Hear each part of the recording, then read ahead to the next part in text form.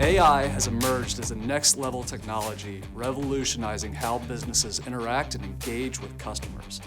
As the world of technology converges here at ATC's Tech Summit, let us introduce keynote speaker Brandon Knight, joining us today to share his vision of the profound impact that AI will have on customer experience. This breakthrough keynote will inspire you to reimagine your understanding of CX and the road ahead. Welcome to the future of customer experience. Over the past 5 to 6 years, we've seen a proliferation of data. We started with these data silos, and now we've created these data lakes and these data warehouses, and even now we're talking about data lake houses. All of this is pushing towards a scenario where we want to maximize the use of this data to be more efficient and more effective for our organization, driving outcomes that we weren't predicting 5 or 6 years ago. Brandon Knight has been on the forefront of contact centers for the past 3 decades. He has run multiple enterprise contact centers. He continues to consult in contact center in the CX space. He is now the global leader in CX for Zoom. We are excited to have him here today at ATC's Tech Summit.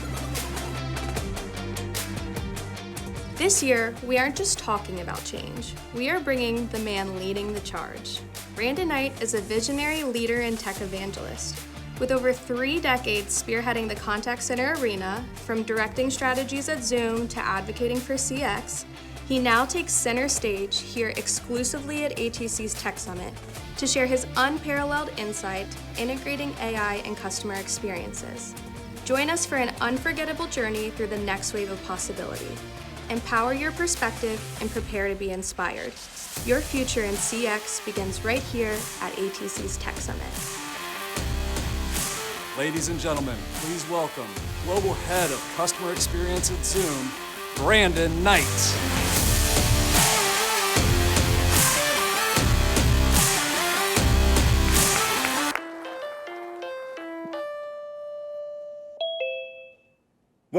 Welcome, everyone, to Revolutionizing CX with AI, riding next wave. I'm glad you guys are here to the ATC Summit. I wish I could be there, but we're talking about the next wave, and Zoom is the next wave, so I'm doing this meeting via Zoom. Okay. All right, I was just playing. I can't do that to you guys. How you guys doing? You ready to have some fun? I wish I could take credit for that, but those folks that work with me know that I'm not that smart. I depend on marketing people, and Louis and those guys came up with that. I thought it was a great idea. So welcome to ATC Tech Summit. I'm going to jump right in, doing a couple things. First of all, I know we always say thanks for being here, welcome, all that kind of stuff, but I can tell you as a business operator, as a family person, when you sacrifice time away from home, when you sacrifice time away from the office to be here, first of all, commend yourselves for understanding that that was an important thing that you wanted to do. So you got that out of the way. Second, I will tell you this. I have 45 minutes. I have about 25 minutes worth of a slide. I have a case study. I'm going to bring up a local customer here to talk to you guys. But if I get through like 35 minutes of slide deck and you guys don't ask me anything, you've wasted your time. Like, that would be insane.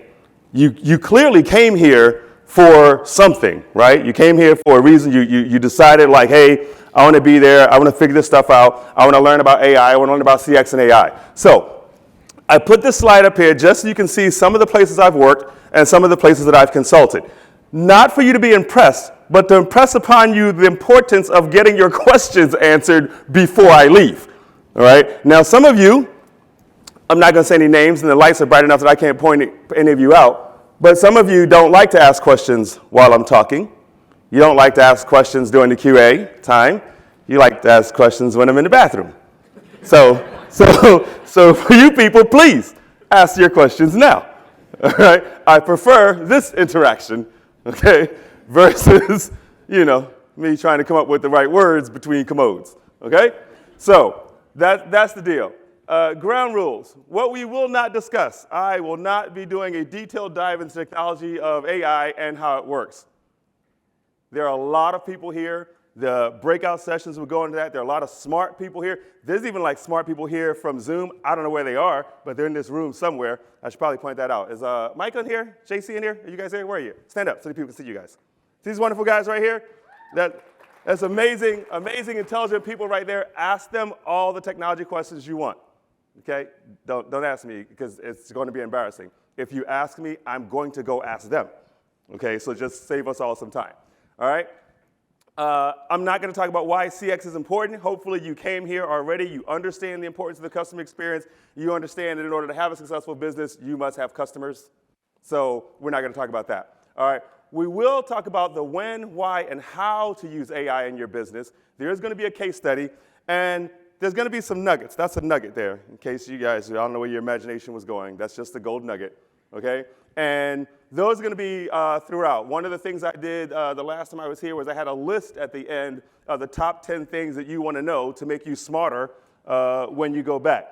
Instead of doing a list, I just did the list throughout. So whenever you see the nugget, it's probably something that you want to pay attention to. Take a picture, make a note, do what you want, or not. All right, here's the deal. So let's talk about this. When to use AI in CX. Anybody know the answer to this one, by the way? Because I could just stop like now. We could all like go get some drinks or something. It's not too early to drink, is it? I should probably tell you guys, I live in Vegas, so we don't have that whole after 5 o'clock thing. We don't do that at all, okay? There's never a bad time to do anything, and I mean anything. So it's a little different. I know it's Ohio, right? This is different. Fun fact, I stayed at the Cincinnati Marriott and River Center. It's in Kentucky. I don't know how y'all do that up here. I'm still figuring that out, okay? But anyway, the time to when to use AI in CX, honestly, before I got into that, before we get into AI and how to use it, being a consultant, I had to do the whole Back to the Future thing. I have to go backwards a little bit in order to go forward. Because here's my philosophy on using AI or any other technology for that matter in your contact center or customer experience operation. When you add cutting edge technology to an inefficient operation, the contrast actually highlights what's wrong. So if you're looking to add AI or any other advanced technology, but you haven't figured out how to make your business customer-centric, how to make your operation efficient, how to hire, retain, and motivate the right people, then all you're going to do is point out very effectively what's going wrong in your operation. So I know this is an AI conference. I promise you, I have slides on AI. We're going to talk about how to apply it to CX, but I have to, being a consultant, I have to go backwards first. So if you guys allow me, I got like 2 slides on readying your business first and getting your business operation. Before I do that, though, because I don't like wasting anybody's time, anybody have already their business running at optimum performance and have all the customers that you want to have? Anybody? No? Damn, I never get any takers on that one. All right, so here's the thing. This is cute. I didn't make the picture. But in essence, if you're adding technology to an operation that is not running efficiently, you get the picture. Okay? That's what you do. Not saying any of you guys do that, because you're here. The people who are not at conferences trying to figure out how to be better, that's them, right? That's not you guys. But here, we're gonna go your operation a little bit. We're gonna go from the bottom up. As people, process, and technology, that's what you look at. That's the order that you should be looking at it. I'm not gonna read the fine print. I'm sure ATC will make these slides available to you, right? But you start with the people, you hire, you motivate, you train them, you get the right processes, and then you look at technology. This is how business works, right? We identify prospects that have found our problem, right? So we have a product or service. We identify people that have that. We present our features and benefits, right? Some of you even do demos if you're in the SaaS space and stuff like that, right? And then you negotiate concessions, right? You give away things, they get things, you get them to sign the contract. This is the way most business operates, right? I'm going to talk about something else. Anyone, can anyone tell me the significance of the 2 dates that are on the screen right now? There's no pressure, but if you do, you will be the first audience to have someone to do this in about a year and a half. And to make it interesting, and nobody, don't use your phones. There's no cheating. No cheating. Say it again? Was the second one the Challenger explosion? The Challenger? Ooh, no, but that's a good one. That's a good one. Look at this. Look at this. Look at this. I got this right here. I've had this same $100 bill for about a year and a half. Right? But if anybody can tell me right now, you can have it. Say it again? I can't hear the person that's talking. Can I get a mic on the floor? Can I do that?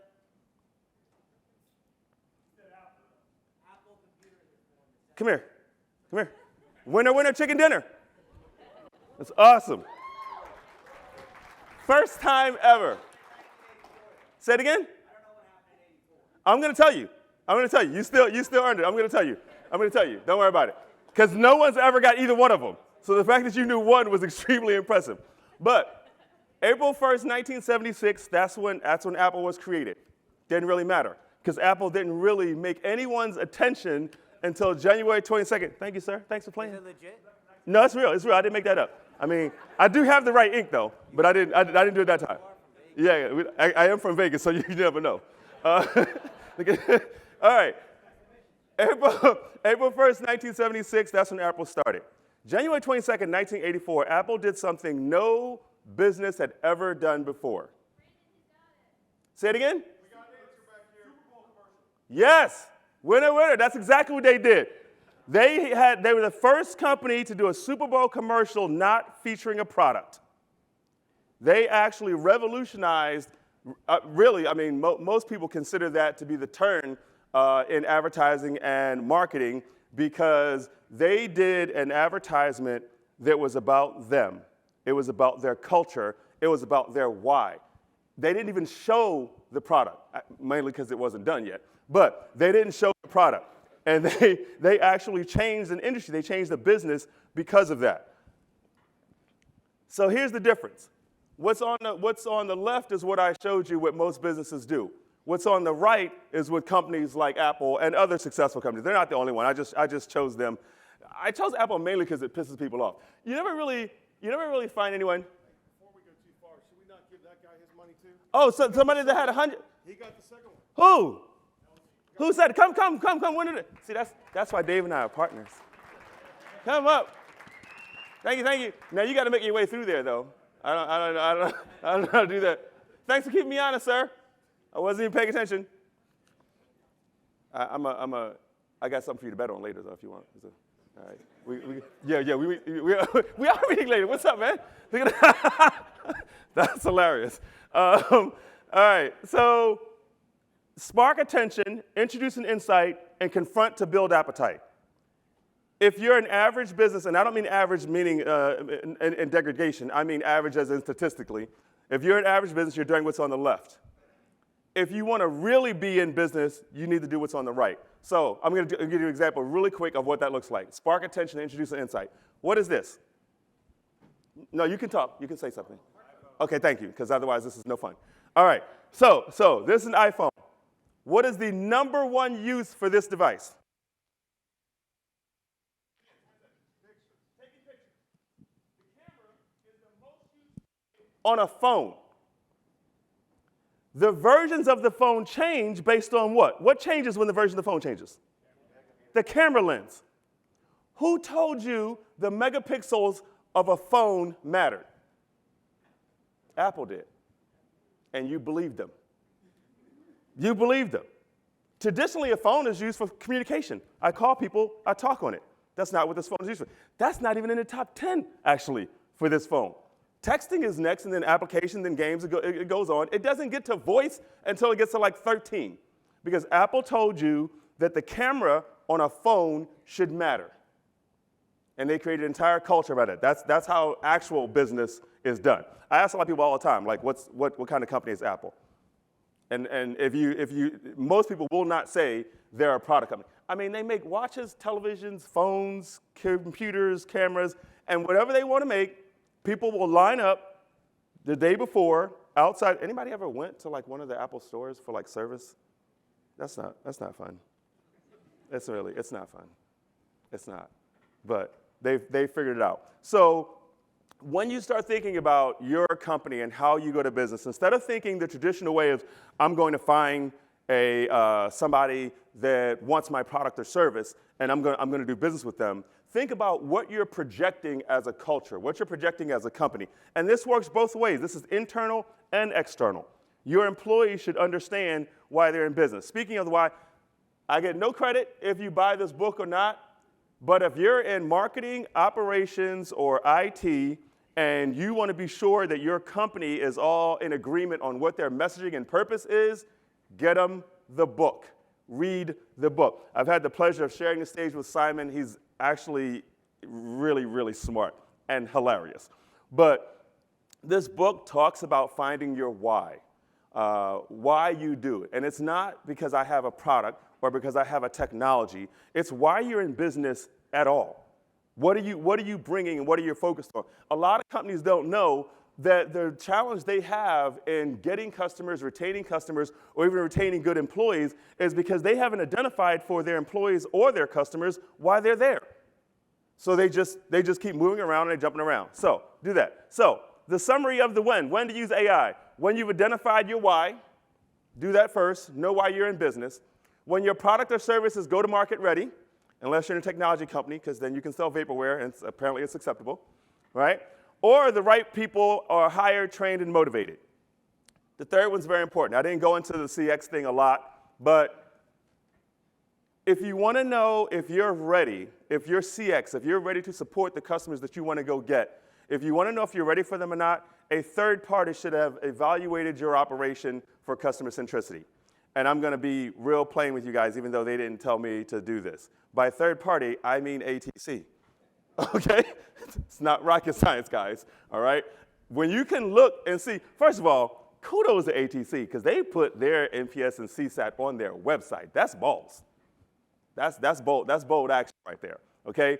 So if your company, your current operation is not exhibiting these types of scores, get with them. I'm sure they might have one or two people that are willing to help you out.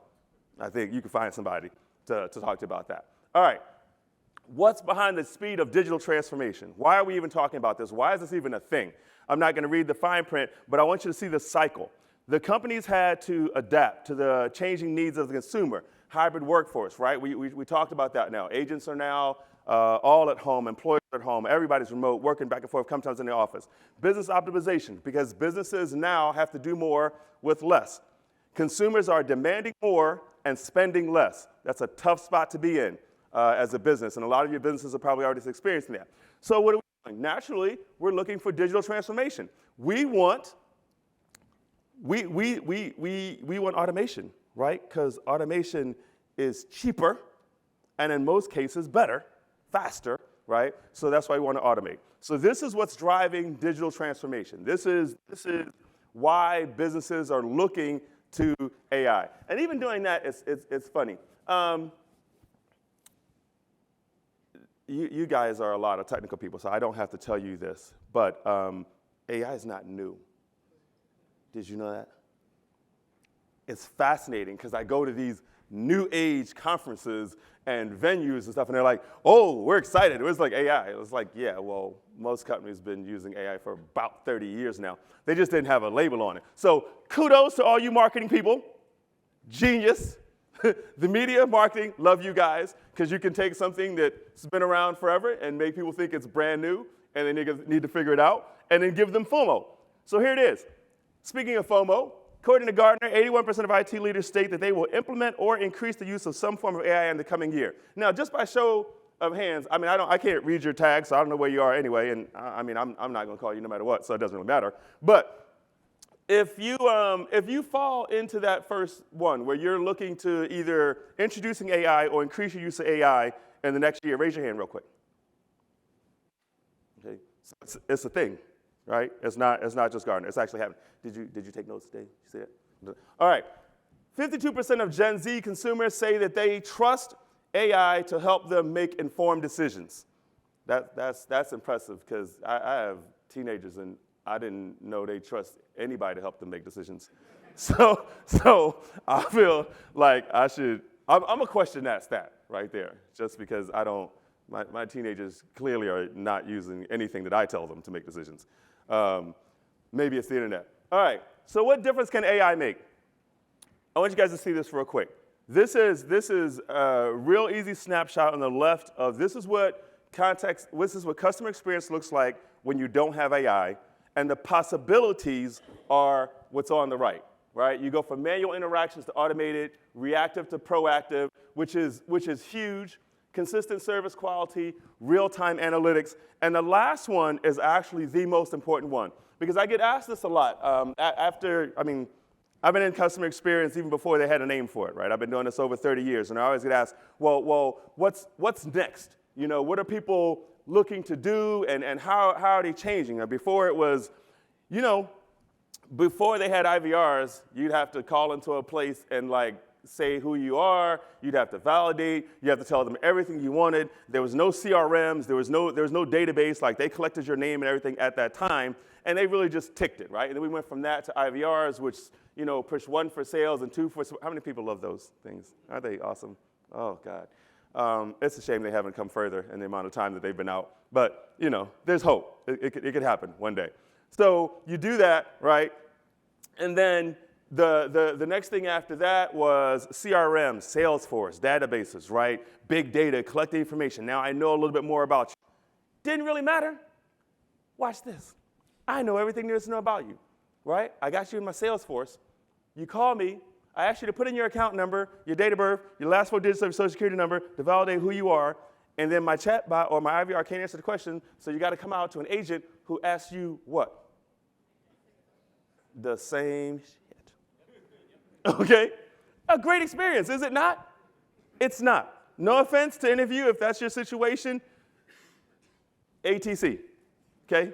Do better, all right? But that is the situation for some companies. I will tell you what's happening next is hyper-personalization. Now consumers are expecting you to know who they are, right? I love when I go places, whether it's, and you can see the onslaught of loyalty programs, right? How many of you guys have points on an airlines? You're Emerald or Diamond or Medallion or all of that. Cracks me the hell up. Absolutely, absolutely. It's funny. Here's why it's funny to me. And maybe it's just because it's me. Because I see the people. I'm at the airport, right? And they take the active service people and the people that need extra time first. And then they go, if you're like a Diamond Medallion, you see the people walking up on the plane, right? And they pull their little thing. They're proud of themselves. It's hilarious to me how media, businesses, companies can make things important. I don't care what time I get on the plane. I can't leave till the last person gets on. So I don't care about being first. I have an assigned seat unless you do Southwest, which God bless you.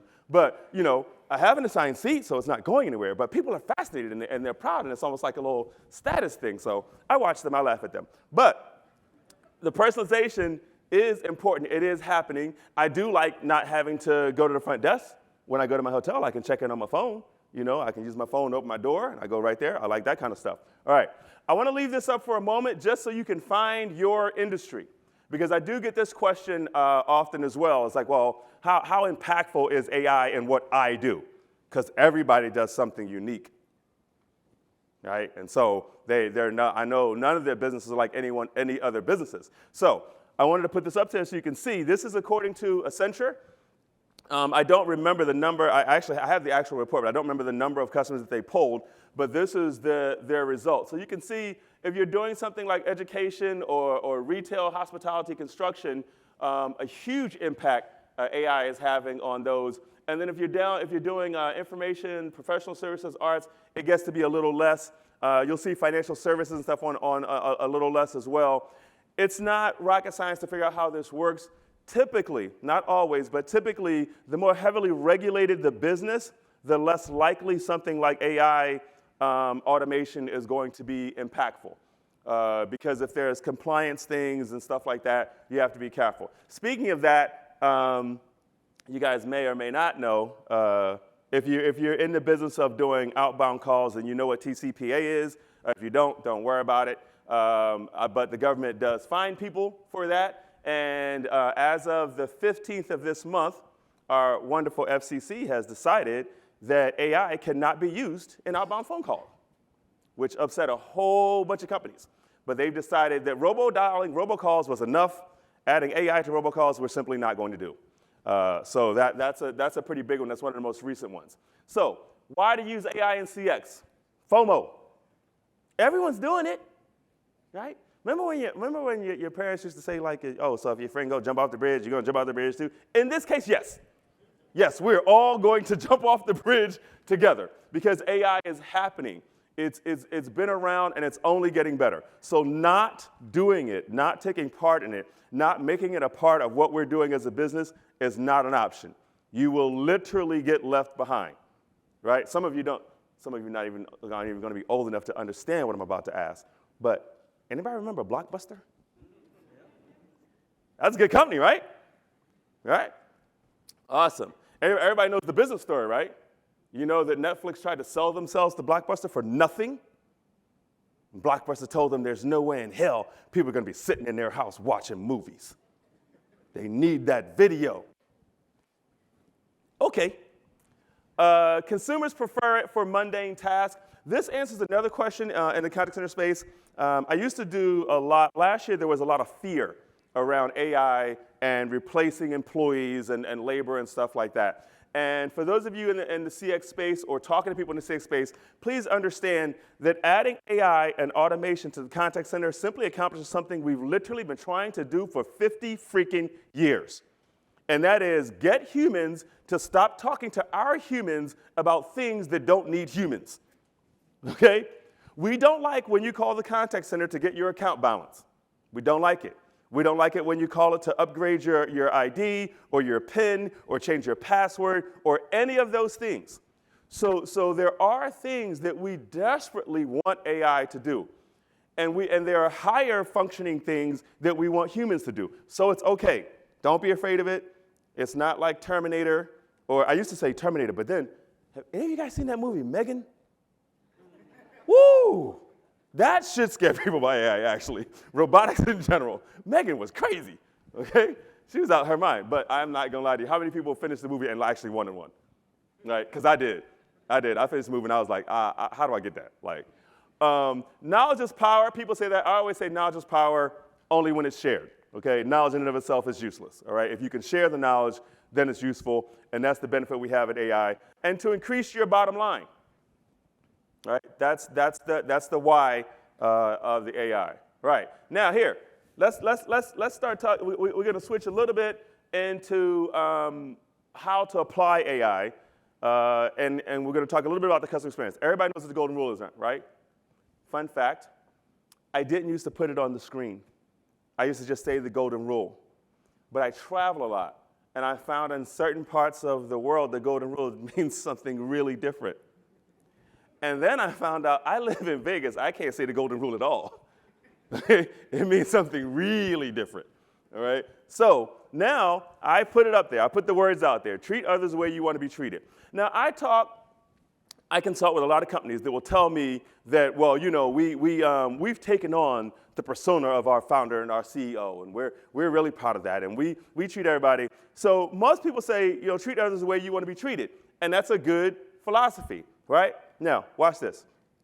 Raise your hand if you're married. I'm sorry. Put your hand up. Raise your hand if you're happily married. Let's do that. Let's do that first. Okay. Now, for those of you that are happily married, how successful would your happy marriage be if you treated your spouse the way you like to be treated? I'm going to tell you right now, me and my wife are not the same. There are things she cares about that will never, ever be on my radar. But if I let her know that, I have a problem, okay? So here's the deal. What's better, this is my philosophy, and you can tell them I said it.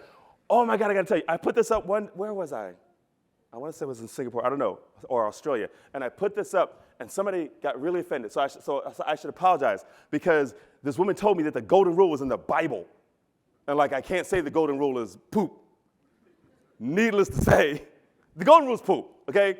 Follow the Bible, not the golden rule. All right, here's the deal. Because it is better to have a customer experience that treats customers the way they want to be treated, not the way you want to be treated. Treating your customers the way you want to be treated only works if all of your customers are just like you. That's it, okay? And customers, I will tell you, won't stand for being treated the way you want. There are customers that want to be on the phone. I told somebody this the other day, and it's really funny because I've worked in contact centers for years before I started consulting. And I tell you right now, I don't, I'm looking at Bridget right now. This is really funny. If you call me on this, you have a less than 1% chance of actually talking to me. Doesn't matter the time of day, doesn't matter who you are, don't take it personal. I hate talking on the telephone. Hate it with a passion. Now, I earned it. I earned it because I was a contact center agent. I took 250 plus calls a day for years. Talked to people about the stories I could tell you will make you afraid of human beings. You want to know a term I learned when I was a contact center agent? Never underestimate the power of stupid people in large groups. That's what I learned as an agent. Okay? So now, I don't answer the phone. I hate talking on the telephone. So if the only method of interaction with your company you have is on the phone, I'm not a customer of yours. I'm just not, because I'm not going to talk to anyone at your company for any reason. Don't want to, right? And it got worse if I go online and try to get an answer, and I can't, and then I call you, and you don't know I was online already. We're not friends anymore. We're not. You're going to start asking me a whole bunch of things that I don't want to do. So treat your customers the way they want to be treated. That means you have to have a multi-channel, omni-channel experience for your customers, okay? And they have to be linked. They have to be able to forget about, I mean, you can use AI to do it because AI makes it more intelligent, and you can learn more about your customer, but that's basic still. You should have multiple channels for your customer to interact with you, right? So get the poop off the screen. All right, 84% of consumers would pay more for personalized goods and services. That's a fact. People pay more and they earn more. I fly the airlines I fly, even though I make fun of the people. I'm in line with them, okay, when I get on the plane, like really early, okay? And I fly that same airlines because of that, all right? I stay at the same hotels. Nobody in here work at the Summit, right? Because, I mean, I was supposed to stay here. I didn't. I can't do it. Nothing personal to this hotel. This hotel is great, but I feel like Marriott has people that watch me now, you know? So, like, if I stay someplace else, like, they'll know. But it's personalized, right? 60% of consumers say they would become a repeat customer after a personalized shopping experience, right? Personalized. That is where CX is going right now. That is one of the best uses of AI. Gathering information about your customer and then using it. I have to say that part, because there are a lot of companies that have these really awesome CRMs. They have awesome databases, but it's not actionable. You just know you have a customer and you know how much they spent, but you're not using it to upsell them. You're not using it to increase wallet share. You should be doing that. And you don't have to hire, back in the old days, a bunch of people to sit in the room and crunch numbers and read reports. AI will do that for you now. AI will assess a value for your customer. Imagine how more effective your agent would be if while they were on the phone, and a customer is asking them for something outside of the normal, because they got their regular script. This is what I can do, this is what I can't do. But while they're doing that, AI says, oh, by the way, this is an A-plus customer of ours. They've been a customer for more than 5 years, and they spend X amount of dollars. Wouldn't that empower that agent to be a little bit, hopefully, be a little bit more empathetic and accommodating while they're on the call? So that's what you want. That's what personalization can do for you. So again, I told you guys I would get to some technology. So these are potential uses for AI and CX.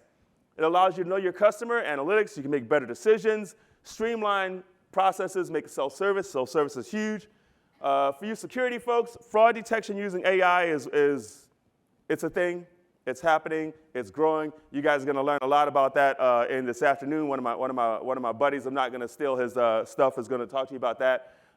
Visual text and voice authentication and proactive personalized experience. Have I said personalized enough? Because I want you guys to understand that is the buzzword for this year and next. Okay, that's what you should be going back. That's what you should be focused on when you're making decisions about technology. You're making decisions about your operation. One of the things you should be thinking of is, what is this saying to my customer? Is this telling my customer that I know and appreciate who they are? If it is, do it, because that's what they're looking for. This personalization has come from Gartner, Forbes, Forrester, Huffington, everyone. And we're getting the same answer across the board globally. Customers want to be known. They're tired of having to say who they are and what they want and why they should matter to you. All right? So that's the holy grail. You probably can't read this because maybe those letters should have been in white. But again, you can get this slide. You can read it though, because you're right here, right? So was you in the front of the class in school? No, you did. You did a little bit. So for those of you sat in the back, it's not my fault. You can get a slide from somebody else. But this talks about because I couldn't go into all the various ways the AI is being used, and even if I did all of these, it still wouldn't be all the ways the AI is being used in CX. But the important ones on there: customer profiling. And I gotta be careful where I say that. In this case, profiling is okay. All right. Customer profiling is okay. Cost efficiency, customized upselling. Everyone knows it's cheaper to retain a customer than to get a new one, right? So those things. Unbiased QA. For those of you, how many of you either operate like you're a leader in the contact center, or you know the leaders in the contact center in your business, right? Do you have any idea the subjectivity or the issues that rise when a supervisor, a human being, is listening to phone calls and scoring them? Agents always feel like the supervisor, gives me a worse score than they give that person, or that was evaluated differently. AI takes all of that out of it because it evaluates objectively the words that were said, the context that was said in, the tone of the customer, the tone of the agent, and can give you an accurate, unbiased score. So it's a great way to use that. So how to use AI in CX? Make employees more knowledgeable and efficient. Doing business for your customer, which should be your focus. Personalized customer experience, and data-driven decision-making. That's just a few. Really, you guys are going to learn all today about the various uses of AI, and that's why I didn't go too heavy into that part of it. All right. Now, what's next? I just want to leave you with this slide before I do my case study. Augmented reality and virtual reality, they're real. It sounds kind of funny to say it that way, okay, because they're not real, but you know what I mean. They're real in the sense that they're actually happening. One of the things I like to do for my customers is separate fad and what's trending and what's cool, what's squirrel, what's a buzzword from what's actually happening. Augmented reality. If you haven't seen this, there are a lot of companies that are using this already, and they're showing people what's available to them. This is a travel one, but there are people doing it when walking through stores. There's maps that are on phones. There's applications right now. It's very, very helpful. Like the old days, again, I'm going to date myself a little bit. Some of y'all think that we always had GPS in phones, right? I used to have to print out from MapQuest, okay, and take it with me in the car. And that was doing something, because before that, I had a literal map. I showed a map to my kids one day. I'll tell you about that later. That was hilarious. She had no idea what it was. Virtual reality. We all know that, the fun and games that's in VRs. But there are companies that are using VR for customer support right now. There are companies that are using it because they realize that some people want more than a voice interaction, but the companies don't necessarily want their agents to be visible, right? So they're using avatars and things like that. But virtual reality is real. We all know that Apple just came out, and I told you guys in the very beginning who they are, right? They just introduced Apple Vision. I literally sat next to a guy on the plane, had Apple Vision on the entire flight, working the entire flight. I was a little bit impressed with the Apple Vision, not impressed that he worked for 4.5 hours, okay? Because I'm like, it's a flight, I'm trying to go to sleep. But it's a thing, it's real, with caution, but I would say it's worth checking out and figuring out if it applies to you guys. All right, this is my Zoom slide because that's where I work, right? But I showed you guys the smart guys from Zoom are right there. I put this up just because I get asked all the time, like, well, if I ask a kindergartner, like, with Zoom, they'll tell you, like, it's the virtual meeting company, right? And then I often get asked, well, who's your competitors? Okay, this is not to diminish any other company, but these are literally all the things we do, and on the outside are all the companies that do what we do in one place, okay? So talk to someone at Zoom, preferably someone in the sales team, but I'm just joking, don't do that. Talk to somebody at ATC, and then they'll tell you whether a conversation with us is worth having. All right, so now, I want to do my case study. I want to talk about Advanced Ohio. Anybody know what Advanced Ohio is? Anybody know these papers, this media things, right? Because I'm in Ohio, right? Even though I was in Kentucky, another conversation. All right, the gentleman I want to talk to is the current Chief Revenue Officer there. He was previously the VP for CX at Axsoft. Previous leadership roles with the New York Times, Philadelphia Inquirer, Knight Ridder, Arizona Republic, and I honestly stopped typing. There's more. Toastmasters Public Speaking Contest winner, editor and publisher, magazine's top media leaders over 50, which is very, very impressive. That's not why I wanted him here. Okay, yes, he's in Ohio, but why I'm excited is because I travel around. I've literally traveled around for the last 10, 15 years, consulting, talking, speaking. This gentleman does the same thing. He's actually the reason that I do it. But him and I have never shared a stage together. So please help me welcome my oldest brother, David Knight.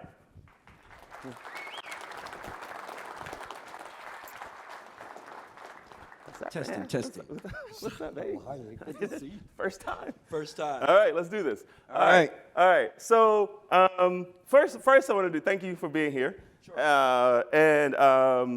First I want to tell you, for people who might not know Advance Ohio, give me like 2 minutes of what. Yeah, Advance Ohio. We are actually a division of Advance Local out of New York City.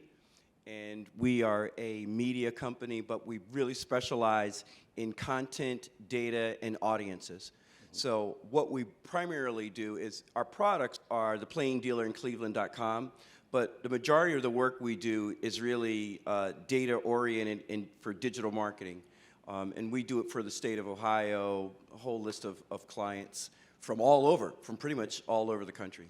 Awesome, awesome. Now, when I looked at what you guys were doing, and I looked at this conference, specific on AI, I wanted two things. I always like to let my audience ask questions, but it's always more important to me they ask questions of somebody who's actually doing it, right? Because I can tell them anything. You know what I mean? Yeah, so that's why I wanted you to be here for that. But tell me first. I'm going to pick my two. You can elaborate if you want. But I know specifically.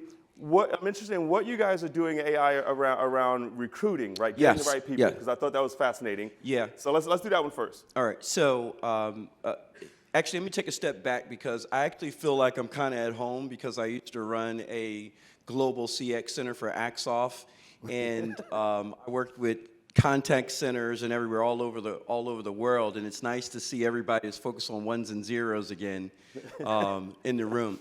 So in the recruiting space, we do a lot with AI. We've been selling for a while, and it's really kind of twofold. One, a lot of companies are using AI to kind of optimize their job ad, and that's cool. It works for a lot of companies. What we really focus on is using AI beforehand, and that is market intelligence. So, for example, if you're looking for a front-end developer and you're in Cleveland, right, and you want to put an ad in the paper, you don't really know how many front-end developers are actually in that market that have the skill sets to fit your position.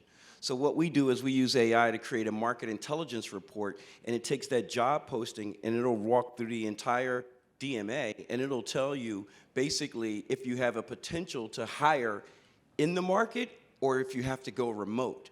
And that's really key, because it really dictates how you spend your money.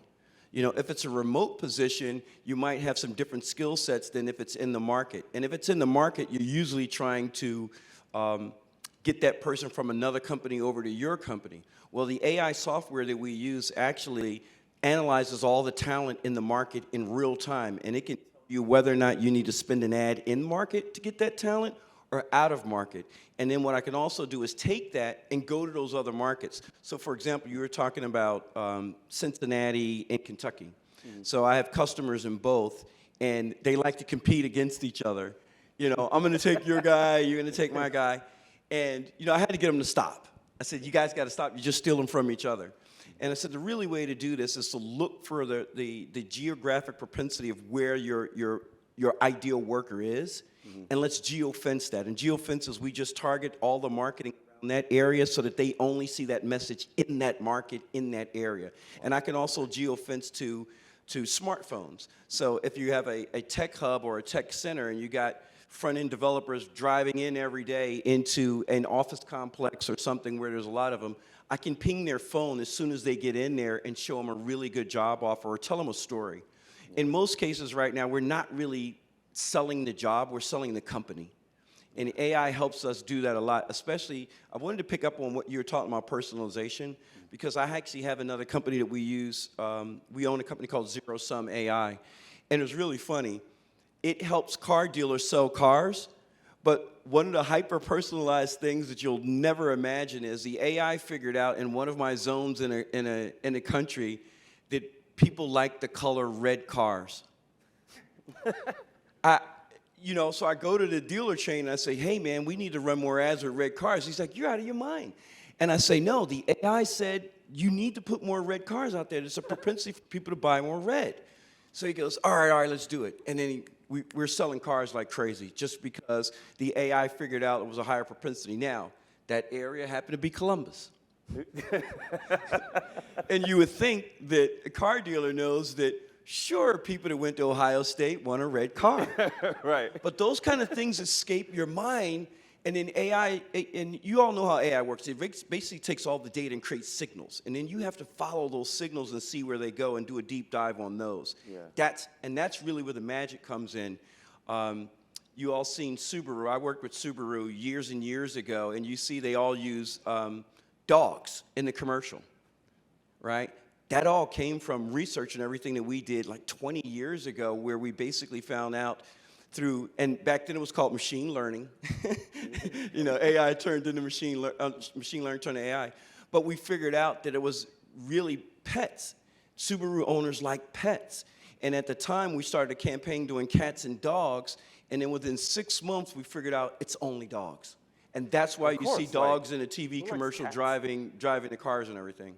Yeah, that makes sense. I don't have pets, but if I did, it'd be a dog. Nothing personal. Any cat owners. Cats are creepy. So that's what we do in recruitment. So if you guys if you're hiring and you're looking for somebody in the market, I'll even offer you. I'll do a free market intelligence report for you, just so that you can see it. And because I don't want people to waste their money, and I see a lot of people jumping on the AI bandwagon. And when you meet with these companies, the first thing you need to say is, give me your proof points. I don't want to know how it works. I don't want to tell me who used this effectively to do what you're trying to do, and then we can go from there. Because there's a lot of AI guys out there. I follow a bunch of them, and it's just, some of it's just. It's a lot, because there's a lot saying it's interesting. I do want to cover something because you touched on one, and I want to go to the floor real quick. But there are two things available to you guys for being here, since you sacrificed and gave up your time to be here. One is a free marketing intelligence report. The other is a free digital marketing report. The only caveat is it needs to come through.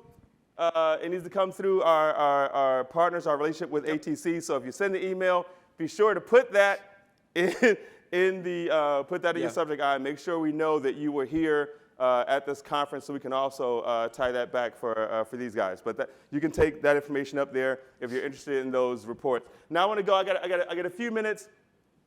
And I can't see you guys, but presumably you can see me, or you've just been sitting there anyway. It doesn't really matter. But anybody have any questions for me or for David about AI, CX, and AI, CX, digital marketing, get me while I'm here. Any of the above. I can see a hand, but I really can't see. Just come a little closer. Come a little closer. That's a commercial, right? Yeah, or get a microphone. Yeah, this is fascinating technology things. Yes. Yes. Okay. So, what do you think when you think about like chatbots and things like that interacting with AI? What are your response to actually understanding and knowing more about the AI? Because most of it is a black box unless they have a transparent AI. And so, like Air Canada is a good example. Like they had to, if you didn't know what happened recently, very quickly, they had a chatbot that told their customers that they were entitled to a free full reimbursement, and they actually were. Right.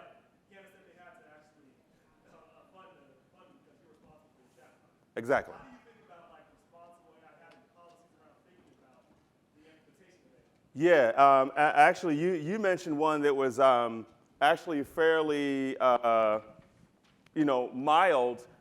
There was actually one in the last 2 weeks where a company, and I'm not going to put the company out there, but basically the AI, the chatbot, instructed a patient to take a medication that the patient shouldn't have taken. And that actually ended that patient's life.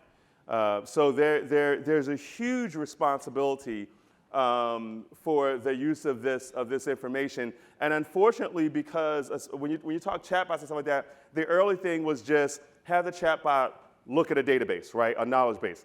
and you could control what was in the knowledge base so you were assured of the answers. But when you go to AI, you're asking it now to do what it's told. You're asking it now to take different bits of information and extrapolate an answer. And for me, there's a couple things that have to happen. You need to have some type of compliance, some type of regulation around that. But also, you need to be careful about what you expose it to and what you allow it to share without any type of oversight or intelligence in what it's doing. One of the things I can tell you is that, and this is not a knock against any company or how they do it, but a lot of people are fascinated with ChatGPT because they were the first ones out and they're the most well known. But that is open source technology. That's like you going to Wikipedia or trusting somebody openly on the internet with what they're telling. A lot of other companies are looking at what we call a federated approach. So that means their knowledge bases, the tools they're using are defined, they're quantifiable, they can verify them. And when people ask me, well, which one's right for me? I say, well, what's the sensitivity of what you're doing? Yeah. What your operation is, okay? If you're telling somebody where to buy cereal, it's not that big a deal. You're telling somebody what medication to take or insurance or their finances, you'd better be damn sure that you have some type of compliance and security around that information. And I do think, unfortunately, because of how new this is, we're going to see a few more instances, you know what I mean? Like Google. Of it being used wrong. And then, of course, you know, we're in America, right? So soon the government will provide more regulations, more fines, more fees and stuff like that, and hopefully better compliance. Yeah, I can just I don't know where the gentleman is, but the thing that I always go back to is human intelligence, HI. So there's a lot of human intelligence that is just writing the code and putting things in there and letting the AI kind of evolve. But at the end of the day, if you don't have the human watching over that and making sure that input is careful, that you're going to run into those problems. We have AI, but we cannot forget HI. I just did Dallas. I told them I did a whole thing on how our brains are wired and how we think about coding and everything for AI. It's the human. Yeah. It's the human. Yeah, definitely do that. Thank you. So I appreciate you guys. I don't want to overrun my time. If you have more questions, I'll be out there in the expo and I'll be around. Thank you so much. And oh, here's the man himself.